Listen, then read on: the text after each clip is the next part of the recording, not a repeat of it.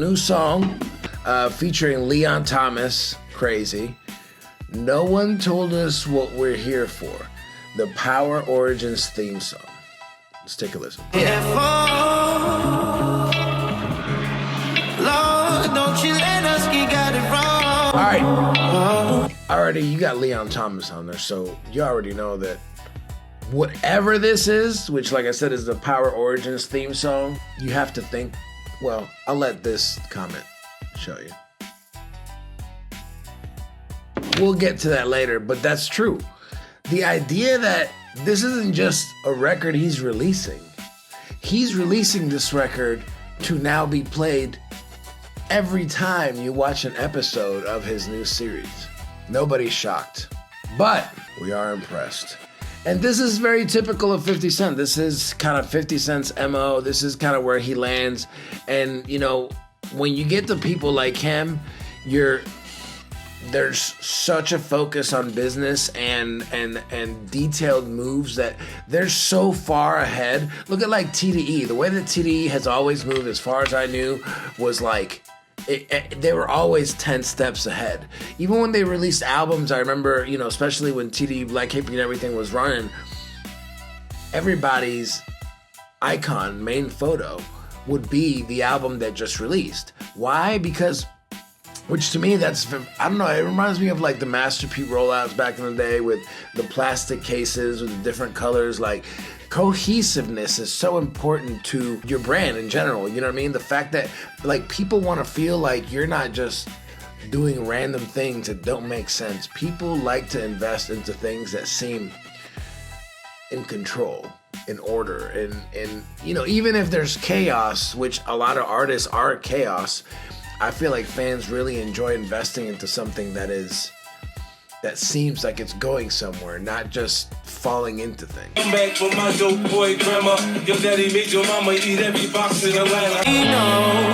Now, do y'all think this is true? It sounds like a 50 Cent song, but we like it and we love it because we're familiar with it. We're familiar with the sound. We like it, and we like 50. Like, we like this before we even hit play.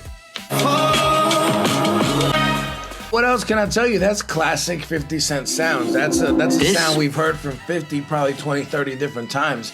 And you know, us as fans, we enjoy that sound. That's why we love 50 and we like his style and what he brought to the game. But it's such a dynamically different style than, say, a T.I. 50 has that style down packed. It's almost automatic. Like, he doesn't even have to think about it. That's just his style. That's just what he does. It's a lot easier to enjoy 50 Cent's music. All his melodies are generally very laid back. 50 Cent has this, I'll kill you, but like, I'm chilling and I'll like just go home and smile about it. And then T.I. has a more aggressive, more in-your-face kind of like approach to intimidation and the way they go about establishing their presence on record. And I think their styles are, you know, largely different. The style of music that T.I. comes from, you just don't get that level of hype from 50's music. To be honest with you, 50's music was predominantly only successful because he got with Dr. Dre, which is a huge theory of mine that all of Dr. Dre's main acts outside of Snoop himself and later on Kendrick and Game were all non-West Coast artists. And I think the reason why they were able to transcend a more of a national buzz and fan base and just grow exponentially is because West Coast sound generally with a West Coast artist is too much. It's too much West Coast, and then people in the South, people in the East, they don't rock with it as much because it's too West Coast.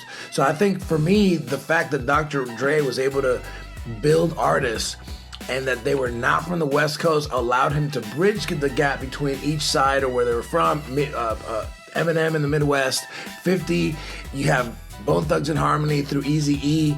All of these acts blew up basically with the Dr. Dre sound, and which is why he's literally one of the, if anybody can plant a plant in hip-hop, it's Dr. Dre.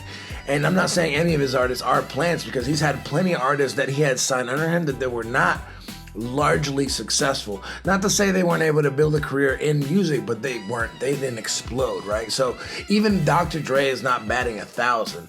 However, when you have that kind of music, that kind of ear, and the reputation for that kind of ear, it's gonna be way easier for those artists to explode. But again, when it comes to their style of music, even if you hear T.I.'s new record and you hear this one from 50 Cent, it's just such an expansive and different style that you almost understand why T.I. has more, in my definition, hits, because his music is just made for a more hype, more energetic and hit friendly. Like it's a hyper type of music. So you're not talking about somebody who just makes laid back cuts. I mean, he has those and he has hits in that space, which is my point. T.I. can do what 50 can do. 50 can't do what T.I. can do. With that being said, this is Rambo Hustle with the Hip Hop Report. Have a great weekend. I'll put some WD-40 on this chair so it stops squeaking, and enjoy my coffee.